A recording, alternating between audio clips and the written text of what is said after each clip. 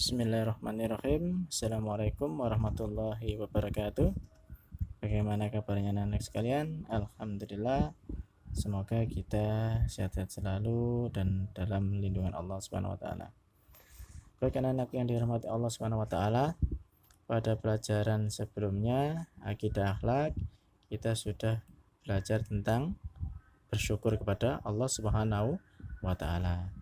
Dan untuk selanjutnya kita akan belajar tentang adab menjenguk orang sakit. Alhamdulillah, semoga kalian semuanya sehat-sehat semuanya ya, tidak ada yang sakit. Dalam rangka itu juga kita harus bersyukur kepada Allah karena masih diberikan oleh Allah sehat ya, kesempatan sehat. Dan kita juga harus bisa memanfaatkan kesehatan kita untuk selalu beribadah kepada Allah. Jangan sampai ketika kita diberikan oleh Allah sakit, akhirnya kita mengeluh ya. Baik anak-anakku yang dirahmati Allah Subhanahu wa taala, adab menjenguk orang sakit ya. Kita biasanya sering mendapati atau sering melihat saudara kita, teman kita, bahkan orang tua kita juga itu mengalami sakit ya. Sesungguhnya orang yang sakit itu ketika kita berpikir positif ya, anak-anakku yang dirahmati Allah, sesungguhnya Allah sayang kepada kita ya. Jadi setiap apapun yang diberikan oleh Allah, yang ditakdirkan oleh Allah, kita hendaklah selalu bersyukur dan selalu berpikir positif ya.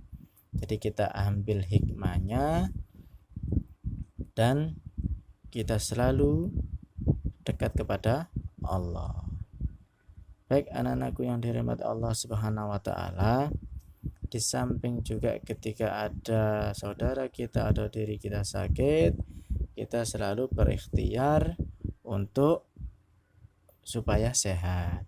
Ikhtiarnya itu seperti apa? Ya, salah satunya itu kita pergi ke dokter, kemudian minum obat ya, kemudian beristirahat yang cukup ya.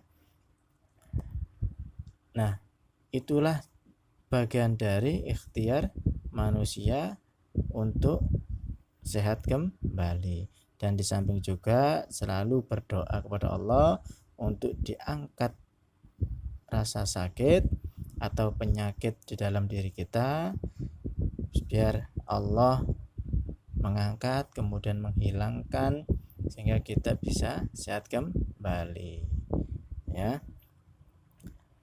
Baik anak-anakku yang dirahmati Allah, dan perlu diketahui juga bahwa kita juga perlu mendoakan ya, mendoakan orang sakit ya, apalagi ketika kita menjenguk orang sakit ya. Jadi ketika kita menjenguk orang sakit itu jangan sampai kita membuat kericuhan atau teriak-teriak atau berisik ya, atau ramai-ramai ketika masuk rumah sakit atau masuk di rumahnya atau kamarnya orang yang sakit ya.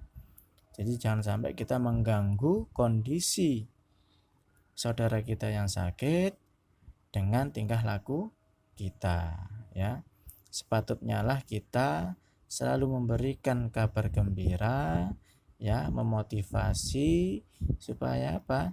Supaya nanti saudara kita yang sakit, teman kita yang sakit itu termotivasi, semangat ya, kemudian insya Allah sehat ya. Kemudian juga kita jangan lupa berdoa ya. Doanya seperti apa? Nah, doanya kita mengucap Allahumma rabban nas adhibil ba'sa isfi antas safi la shifaa illa shifauka shifaa la yughadiru syaqoma Ya, itu bisa kalian lihat pada halaman 34 di buku paket kalian.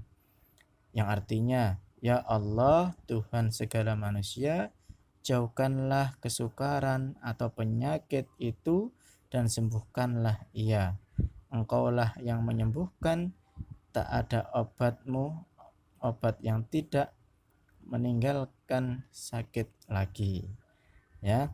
Nah, itulah anak-anakku yang dirahmati Allah. Ketika kita menyinggung orang sakit, maka kita hendaklah untuk mendoakannya, ya. Jadi doanya seperti itu.